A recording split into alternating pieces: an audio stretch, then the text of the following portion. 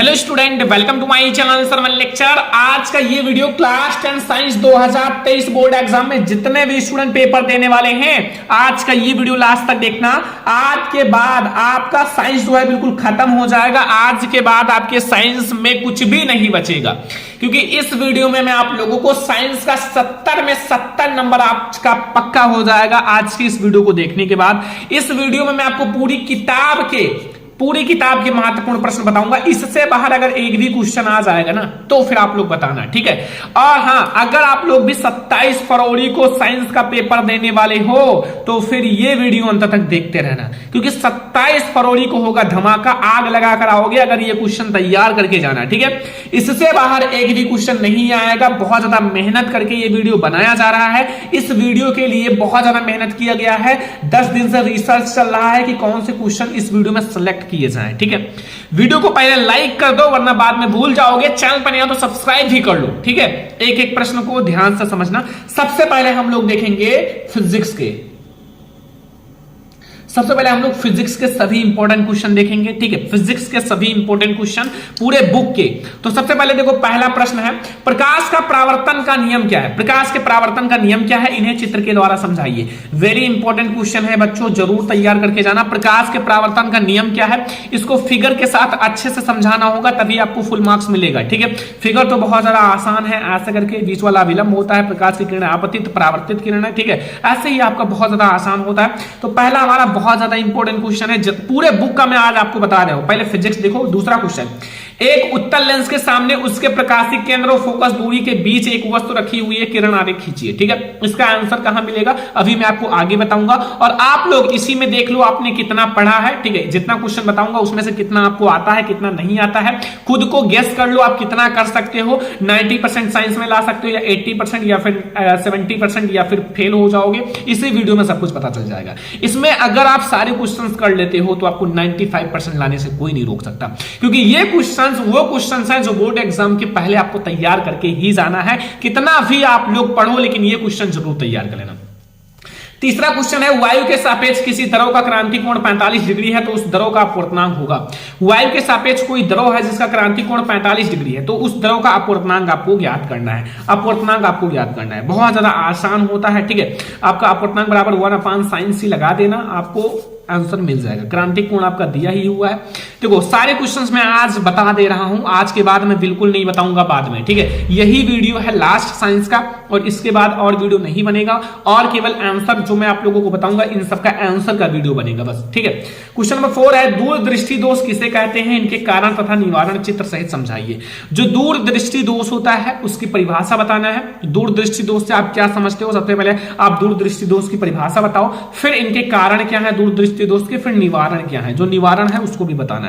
तो दूरदृष्टि दोष very important है, कारण निवारण सब कुछ आपको बताना है। ये हमारा क्वेश्चन नंबर 4 है, बोर्ड एग्जाम के लिए वेरी इंपॉर्टेंट है। क्वेश्चन नंबर 5 है, निकट दृष्टि दोष किसे कहते हैं, इसके कारण तथा निवारण बताइए।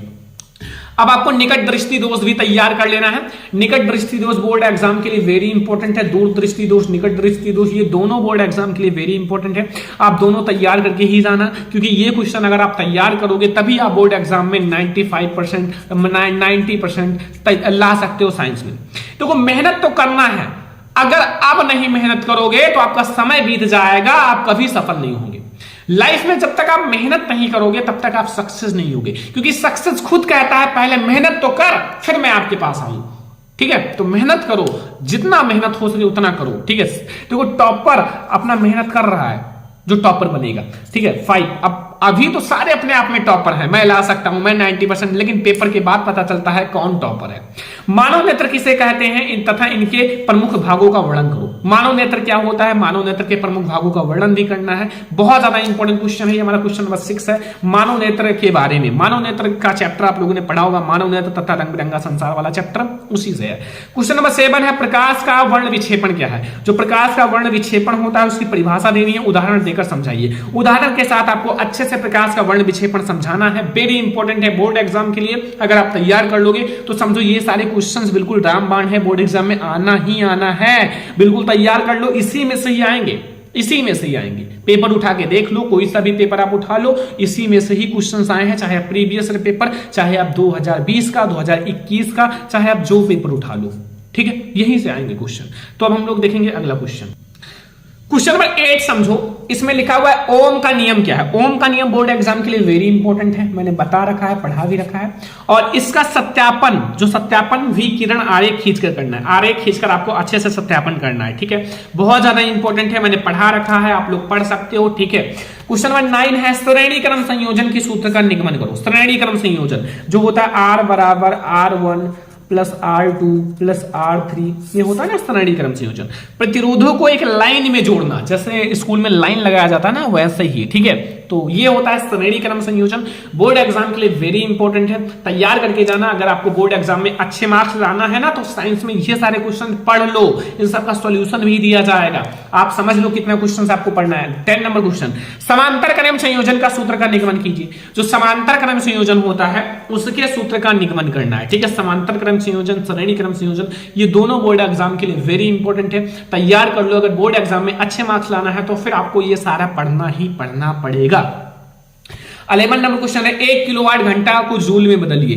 1 किलोवाट घंटा में जूल में बदलिए, या 1 किलोवाट में कितने जूल होते हैं, ऐसे करके क्वेश्चन आपसे पूछ सकता है, ठीक है। तो वो क्वेश्चन कई प्रकार से पूछ सकता है, क्वेश्चन घुमाकर पूछ सकता है, आप लोग भूलना मत, इसी टाइप से आएगा, ठीक है। तो थोड़ा सा चेंज ही कर सकता है क्वेश्चन, ये ध्यान रखना। बायोसेवार्ट का नियम लिखिए। बायोसेवार्ट का नियम वेरी इंपॉर्टेंट है बच्चों, बायोसेवार्ट का नियम आपको बताना है। जो बायोसेवार्ट का नियम था आपको पढ़ा रखा है, बायोसेवार्ट का नियम वो आपको बताना है, बायोसेवार्ट का नियम, ठीक है। फिजिक्स के सारे क्वेश्चन हैं, फिजिक्स के जो क्वेश्चन बता रहा हूं बिल्कुल तैयार कर लो, इससे बाहर नहीं आएंगे, ये ध्यान रखना। जो चीज आज मैं आपको बता दे रहा हूं ये बिल्कुल आप लोग तैयार कर लेना। क्वेश्चन नंबर 13 है फैराडे के विद्युत चुम्बकीय प्रेरण का नियम लिखिए। जो फैराडे का विद्युत चुम्बकीय प्रेरण का नियम है उसको बताना है। फैराडे का विद्युत चुम्बकीय प्रेरण का नियम आपको बताना है, ठीक है। समझ गए ना, फैराडे के 2 नियम थे, प्राथमिक नियम, द्वितीयक नियम, ठीक है। दूसरे नियम को लेंज का नियम भी कहते हैं, ऐसे करके। 14 फ्लेमिंग के दाएं तथा बाएं हाथ का नियम, एक ना एक जरूर आएगा। फ्लेमिंग के 2 हाथ थे, दाएं हाथ बाएं हाथ दोनों पर नियम बना दिया था, ठीक है।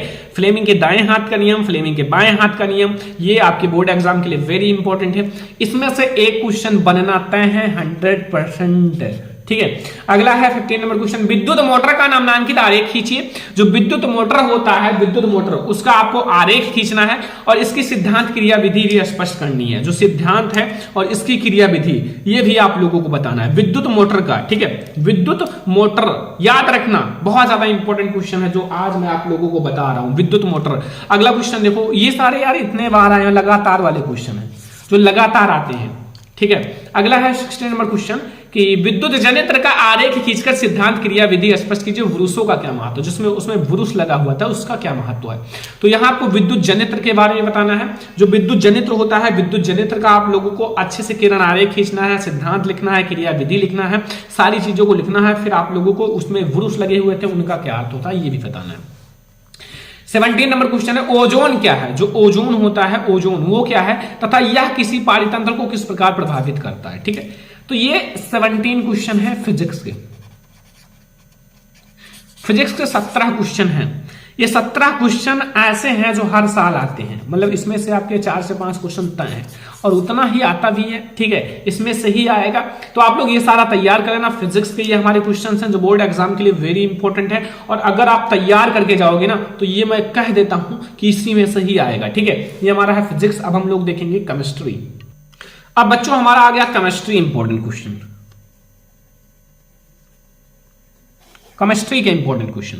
अभी तक हमने फिजिक्स के पूरे फिजिक्स के इंपॉर्टेंट क्वेश्चन देखे, 17 ऐसे क्वेश्चन जो बोर्ड एग्जाम के लिए वेरी इंपॉर्टेंट है। अब केमिस्ट्री 18 से ऊष्मा छेपी जिसे दहन कहा जाता है। ऊष्मा छेपी जिसे क्या कहा जाता है, दहन। दहन मतलब होता है जलना, ठीक है। ऊष्मा छेपी का मतलब होता है ऊष्मा का बाहर निकलना।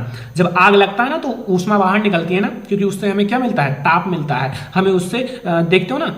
और ऊष्मा शोषी जिससे ऊष्मा का अवशोषण होता है, ऊष्मा को अपनी तरफ खींचता है। अभिक्रिया का क्या अर्थ है, उदाहरण दीजिए, बहुत ज्यादा इंपॉर्टेंट है, रासायनिक अभिक्रिया चैप्टर से है, सभी को पता होगा, बताने की कोई जरूरत ही नहीं है कि ऊष्मा छेपी जिसे दहन कहा जाता है एवं ऊष्मा शोषी जिसे हम लोग क्या कहते हैं, ऊष्मा का अवशोषण करता है, का आपको अर्थ बताना है, परिभाषा बताना तथा उदाहरण, ये बहुत ज्यादा इंपॉर्टेंट है। अगला क्वेश्चन, रेडॉक्स अभिक्रिया पर संक्षिप्त टिप्पणी लिखिए। जो रेडॉक्स अभिक्रिया होता है, रेडॉक्स अभिक्रिया पर आपको संक्षिप्त टिप्पणी लिखना है, उसके बारे में बताना है, क्योंकि रेडॉक्स अभिक्रिया बोर्ड एग्जाम के लिए वेरी इंपॉर्टेंट है। ये आपके बोर्ड एग्जाम में आता ही आता है, तो आप लोग ये रेडॉक्स अभिक्रिया जरूर तैयार कर लेना अगर आपको अच्छे मार्क्स लाना है। ठीक है, अगला है निम्न को परिभाषित कीजिए। 20 नंबर क्वेश्चन, निम्न को परिभाषित कीजिए। कौन कौन सी चीज है? पहला है संक्षारण, संक्षारण को परिभाषित करना है। दूसरा है विकृत गंधिता, विकृत गंधिता। ठीक है, संक्षारण और विकृत गंधिता, इन दोनों को आपको परिभाषित करना है, क्योंकि ये बहुत ज्यादा इंपॉर्टेंट क्वेश्चन है,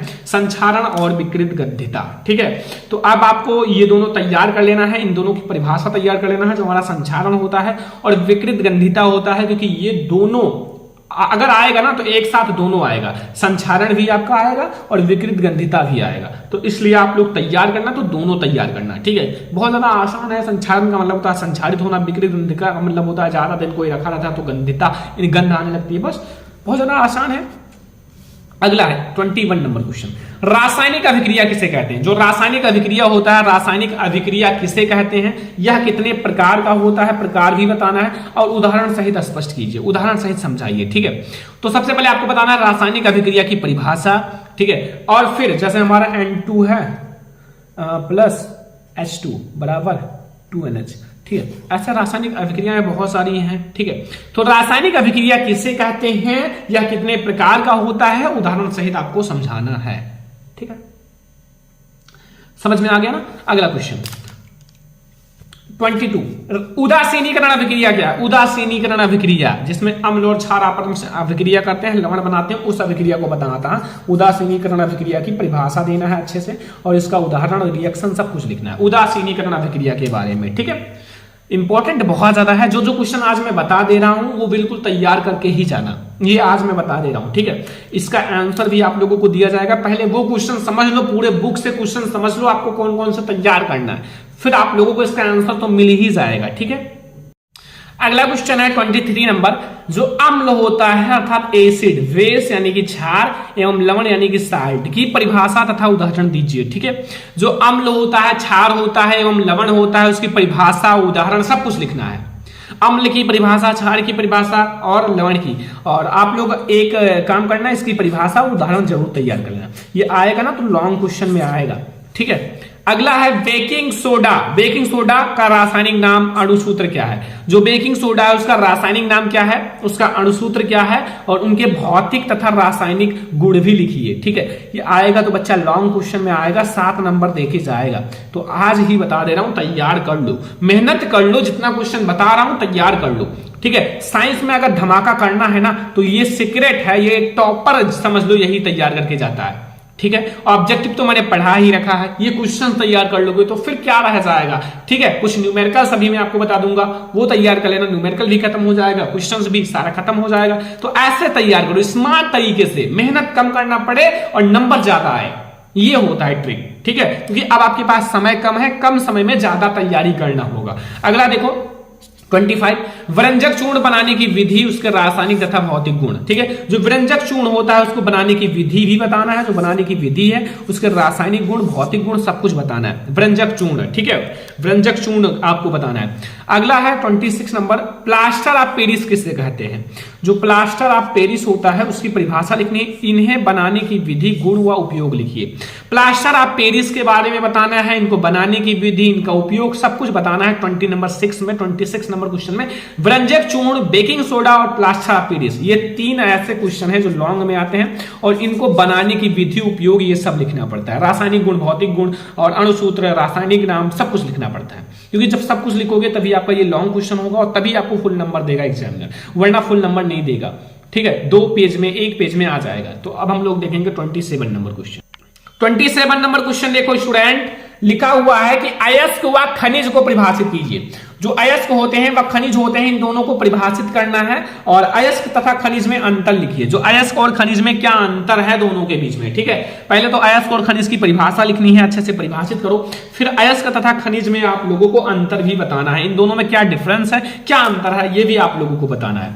अगला है भर्जन तथा निस्तापन की परिभाषा लिखिए। जो भर्जन होता है और निस्तापन होता है, इसकी परिभाषा लिखनी है, भर्जन और निस्तापन की, और इनका उदाहरण और सब कुछ बताना है, परिभाषा, उदाहरण सब कुछ, क्योंकि बहुत ज्यादा इंपॉर्टेंट है ना ये सारे क्वेश्चन, इसलिए मैं आपको बता दे रहा हूं आज। 29 नंबर क्वेश्चन है, विद्युत रासायनिक श्रेणी किसे कहते हैं? दो अनुप्रयोग लिखिए। विद्युत रासायनिक श्रेणी किसे कहते हैं? जिसे हम लोग धातुओं की सक्रियता श्रेणी भी कहते हैं। तो विद्युत रासायनिक श्रेणी की आपको परिभाषा, उदाहरण, अनुप्रयोग सब कुछ देना है, क्योंकि विद्युत रासायनिक श्रेणी वेरी इंपॉर्टेंट केमिस्ट्री का क्वेश्चन है। तो अगर आप ये केमिस्ट्री के क्वेश्चन तैयार कर लोगे ना, तो फिर आप केमिस्ट्री का किंग हो जाओगे, और आप सारा तैयार कर लोगे तो साइंस का किंग हो जाओगे, ठीक है। और अगर आप लोग ये सारा तैयार करके जाओगे तो कोई दिक्कत नहीं रह जाएगा। 13 नंबर क्वेश्चन, मिश्र धातु किसे कहते हैं? मिश्र धातु किसे कहते हैं? कॉपर के दो प्रमुख मिश्र धातुओं के नाम या संगठन नाम लिखना है। मिश्र धातु किसे कहते हैं? कॉपर के दो प्रमुख, आप लोगों को मिश्र धातुओं के नाम, संगठन सब कुछ बताना है, ठीक है। मिश्र धातु, मिश्र धातु, ठीक है, बहुत ज्यादा इंपॉर्टेंट है, समान मात्रा में समांगी मिश्रण, ठीक है। अगला है 31, समजातीय श्रेणी क्या है और इनके उदाहरण तथा उदाहरण के साथ समझाना है। समजातीय श्रेणी, जिनके जाति समान होते हैं। अगर अल्कोहल समूह के हैं तो सारे अल्कोहल समूह के, अगर एल्केन समूह के हैं तो सारे अल्कोहल समूह के, अगर आपका एल्डिहाइड समूह है तो सारे एल्डिहाइड समूह के हों, ठीक है। ये होता है समजातीय, जिनकी जाति समान हो। बहुत ज्यादा इंपॉर्टेंट क्वेश्चन है ये सारे। 32 नंबर क्वेश्चन है, एल्केन, एल्कीन, एल्काइन से आप क्या समझते हो? उदाहरण सहित समझाइए। एल्केन, एल्कीन, एल्काइन की परिभाषा भी देना है, ठीक है, परिभाषा भी देना है और उदाहरण भी देना है। एल्केन, एल्कीन, एल्काइन, सामान्य सूत्र सभी को बताया कि नहीं? एल्केन का होता है CnH2n+2। देखो ध्यान से समझना, अगर आपको एल्केन का याद है ना, पहले का एल्केन का, तो एल्कीन का ऑटोमेटिक याद हो जाएगा। इसमें क्या करो, इसमें आप लोग ये दो हटा दो, CnH2n और बस, और फिर एल्कीन में 2 माइनस कर दो, CnH2n-2। देखो इसमें 2 प्लस हुआ, इसमें 2 हट गया, इसमें 2 माइनस हुआ, मतलब पहले 2 प्लस था, फिर 0 हो गया, फिर 2 माइनस। देखो आपको एक निर्देशांक पढ़ा होगा, जैसे 0 से इधर जाओगे प्लस, इधर जाओगे माइनस, तो वही वाला सेम प्रोसेस है। ये हमारा एल्केन का सूत्र है, एल्कीन का, ये एल्काइन का, ठीक है। अगला, प्रतिस्थापन अभिक्रिया पर संक्षिप्त टिप्पणी लिखे। प्रतिस्थापन अभिक्रिया पर आपको संक्षिप्त टिप्पणी लिखना है, प्रतिस्थापन अभिक्रिया, ठीक है। 34 नंबर क्वेश्चन है, एथिल अल्कोहल से एथिलीन कैसे बनाएं? एक रिएक्शन मैंने ले लिया क्योंकि बहुत ज्यादा इंपॉर्टेंट है कि एथिल अल्कोहल से एथिलीन कैसे बनाया जाता है। एथिलीन, ठीक है, एथिल अल्कोहल से एथिलीन बनाना है। अगला है, बहुत ज्यादा इंपॉर्टेंट है, ये तो मैंने कई बार पढ़ा भी रखा है, कि साबुनीकरण पर संक्षिप्त टिप्पणी लिखिए। जो साबुनीकरण होता है, साबुनीकरण पर संक्षिप्त टिप्पणी लिखना है, क्योंकि साबुनीकरण आपके बोर्ड एग्जाम में आता ही आता है, तो इसलिए मैं आप लोगों को बता दिया। आपको साबुनीकरण पर संक्षिप्त टिप्पणी लिखना है, साबुन बनाने की विधि, इसके रिएक्शन, ठीक है। एस्टरीकरण पर संक्षिप्त टिप्पणी लिखिए। जो एस्टरीकरण होता है, एस्टरीकरण पर आपको संक्षिप्त टिप्पणी लिखना है, ये बोर्ड एग्जाम के लिए वेरी इंपॉर्टेंट है, आपको तैयार ही करके जाना है। 37 नंबर क्वेश्चन है, निर्जलीकरण, स्मिट रिएक्शन यानी कि अभिक्रिया, किडवन, इन तीनों पर टिप्पणी लिखने के लिए कभी कभी आ जाता है, टिप्पणी लिखने के लिए, ठीक है। तो इसलिए इन तीनों पर टिप्पणी तैयार करना। छोटे छोटे रिएक्शन है, निर्जलीकरण, स्मिट रिएक्शन एंड किडवन, ठीक है, ये तैयार रखना। ये सारे बहुत ज्यादा इंपॉर्टेंट है। तो ये हमारे केमिस्ट्री के अभी तक हमारे इंपॉर्टेंट क्वेश्चन चल रहे थे केमिस्ट्री के, जो हमारा 36 नंबर। अब हमारा 37 नंबर और 38 से हमारे स्टार्ट क्या होते हैं बच्चों? आप लोगों का इंटरेस्टिंग सब्जेक्ट बायोलॉजी। कितने लोगों का बायोलॉजी इंटरेस्टिंग सब्जेक्ट है, कमेंट बॉक्स में जरूर बताना, ठीक है। क्योंकि आगे चलकर आप बायो लोगे या मैथ लोगे, आप लोगों के ऊपर डिपेंड है, जो आपको तैयारी करना है। कॉमर्स लोगे, आर्ट साइड से कोई भी आपको लेना है वो कमेंट करना। 38, मेंडलीव का आवर्त नियम क्या है, इसकी व्याख्या कीजिए। जो मेंडलीव का आवर्त नियम है उसकी व्याख्या करनी है। मेंडलीव जी का जो आवर्त नियम है ना, आवर्त नियम दिया था, उसकी व्याख्या अच्छे से करनी है, ठीक है। अभी हमारे ये केमिस्ट्री के हैं, सॉरी अभी हमारे केमिस्ट्री के ही हैं। बायोलॉजी अभी यहां से आपका स्टार्ट हुआ 41 नंबर से, यहां से बायोलॉजी यहां से होगा, ठीक है। अभी हमारे केमिस्ट्री ही चल रहे हैं। फिर आपका 39 नंबर क्वेश्चन है, दीर्घाकार आवर्त सारणी की 4 विशेषताएं लिखिए। दीर्घाकार आवर्त सारणी की 4 विशेषताएं, मेंडलीव तथा दीर्घाकार आवर्त सारणी में अंतर। तो ये 40 नंबर क्वेश्चन तक हमारा क्या चला, फिजिक्स और केमिस्ट्री, फिजिक्स और केमिस्ट्री 2020, ठीक है, फिजिक्स और केमिस्ट्री। अब बायोलॉजी स्टार्ट हो रहा है, बायोलॉजी के जो टॉपिक हैं उसको देख लो। मैं बायोलॉजी के जो इंपॉर्टेंट टॉपिक हैं वही बताऊंगा, ठीक है, ज्यादा नहीं बताऊंगा। जो बहुत ज्यादा इंपॉर्टेंट है वही टॉपिक मैं आपको बायोलॉजी का बताऊंगा। 41 नंबर, रुधिर और लसिका में अंतर स्पष्ट कीजिए। रुधिर तथा लसिका में, धमनी तथा शिरा में, जाइलम तथा फ्लोएम में, इन टाइप के अंतर आते ही, ये तीन तो जरूर तैयार कर लेना। एक है रुधिर तथा लसिका, एक जाइलम तथा फ्लोएम, एक है आपका धमनी तथा शिरा, इन तीनों में अंतर आता है। तो मैं सारे को नहीं लिखा हूं, लेकिन इन तीनों को तैयार कर लेना। ये मैंने केवल एक रखा है जो और ज्यादा इंपॉर्टेंट है, वो रुधिर तथा लसिका में अंतर। 42, वाष्पोत्सर्जन को प्रभावित करने वाले कारक कौन कौन से हैं? वाष्पोत्सर्जन को प्रभावित करने वाले कारक आपको बताना है कौन कौन से हैं। ठीक है, ये हमारा 42 नंबर क्वेश्चन है। 43 नंबर क्वेश्चन देखो कि पाचन तंत्र किसे कहते हैं, पूरी प्रक्रिया का सचित्र वर्णन करो। पाचन तंत्र के बारे में बताना है, डाइजेस्टिव सिस्टम के बारे में आपको पूरी तरह से समझाना होगा। डाइजेस्टिव सिस्टम आपके बोर्ड एग्जाम में आता है तो लॉन्ग क्वेश्चन में आता है। ठीक है, आई होप जब मैंने पेपर दिया था तो यही क्वेश्चन आया था लॉन्ग क्वेश्चन में बायोलॉजी का, मुझे याद है। डाइजेस्टिव सिस्टम, पाचन तंत्र का सचित्र वर्णन करने के लिए। ठीक है, तो बहुत ज्यादा आसान था वैसे। अगर आपने बायोलॉजी थोड़ा सा पढ़ा होगा तो पहले यही टॉपिक पढ़ा होगा, पहले ही चैप्टर में। 44 नंबर क्वेश्चन है, मानव के हृदय की आंतरिक संरचना, क्रियाविधि तथा सचित्र वर्णन करो। जो मानव के हृदय की आंतरिक संरचना होती है उसकी क्रियाविधि तथा उसका सचित्र वर्णन भी करना है। ठीक है, 45 नंबर क्वेश्चन है, उत्सर्जन से क्या समझते हो? उत्सर्जन तंत्र, जो उत्सर्जन होता है, उत्सर्जन से क्या तात्पर्य है? मनुष्य के जो मुख्य उत्सर्जी अंग कौन से हैं और क्रियाविधि भी लिखिए। मनुष्य के मुख्य उत्सर्जी अंग भी बताना है और इनकी क्रियाविधि भी बताना है। ठीक है, जो हमारा उत्सर्जन है, उत्सर्जन के बारे में। ठीक है, उत्सर्जन से आप क्या समझते हो? अगला है 46 नंबर, परिवार नियोजन से आप क्या समझते हो? छोटे परिवार का महत्व भी बताना है। परिवार नियोजन से आप क्या समझते हो? परिवार नियोजन आपके बोर्ड एग्जाम में आता ही आता है, क्योंकि परिवार नियोजन बहुत ज्यादा इंपॉर्टेंट है, क्योंकि जनसंख्या में लगातार वृद्धि हो रही है, तो परिवार नियोजन पर थोड़ा सा जोर दिया जा रहा है। 47 नंबर क्वेश्चन है, नर तथा मादा जनन तंत्र का सचित्र वर्णन करो। नर तथा मादा जनन तंत्र का आपको सचित्र वर्णन करना है अच्छे से, नर तथा मादा जनन तंत्र का। ठीक है, ये बहुत ज्यादा इंपॉर्टेंट है, नर तथा मादा जनन तंत्र। अगला है 48 नंबर क्वेश्चन, गर्भ निरोधक की विधियां कौन सी है? गर्भ को रोकने की विधियां कौन सी है जो गर्भ निरोधक के काम आती हैं? ठीक है, 49 नंबर, मेंडलीफ के नियम लिखिए। मेंडलीफ के 3 नियम थे, कौन कौन से हैं मैंने बता रखा था एक एक करके, लेकिन पढ़ा भी रखा हूं। प्रभाविता का नियम, पृथक्करण का नियम, स्वतंत्र अपविहुवन का नियम, ये तीनों नियम है इनका। ठीक है, तीनों तैयार करना। लिंग निर्धारण, ये 50 नंबर टॉपिक है। बस ज्यादा नहीं, मैं आपको 50 ही टॉपिक बताने वाला हूं। Physics chemistry biology, physics chemistry biology तीनों मिलाकर ये 50 ही टॉपिक हैं जो आपको पढ़ना है। ये 50 ही ऐसे टॉपिक हैं जो आपको सारे को तैयार करके जाना है। 95% 90% अगर हिट करना है तो ये पूरे बुक के आपके क्वेश्चंस हैं, बहुत ज्यादा इंपॉर्टेंट है। ठीक है, तो ये आज का हमारा बहुत ज्यादा इंपॉर्टेंट वीडियो। इसका आंसर आप लोगों को चाहिए तो इसका आंसर मैं आप लोगों को एक एक वीडियो में लाने वाला हूं, एक एक वीडियो करके 2-3 वीडियो में ले आऊंगा। और सेकंड बात, अगर आपको full chapter in one video में मैंने सारे को पढ़ा रखा है, पहले चैप्टर का फुल चैप्टर वीडियो, दूसरे में 30-30 40-40 मिनट में पूरा चैप्टर खत्म है, वो वीडियो देख सकते हो। ठीक है, इसी चैनल पर है, आप लोगों को प्ले लिस्ट में मिल जाएगा full chapter in one video science के सारे। ठीक है, तो आज का ये वीडियो पसंद आया हो, सारे बच्चे लाइक करना, शेयर करना, चैनल पर नाम सब्सक्राइब कर लेना। हम लोग मिलेंगे ऐसे नेक्स्ट इंपॉर्टेंट वीडियो में, तब तक के लिए धन्यवाद।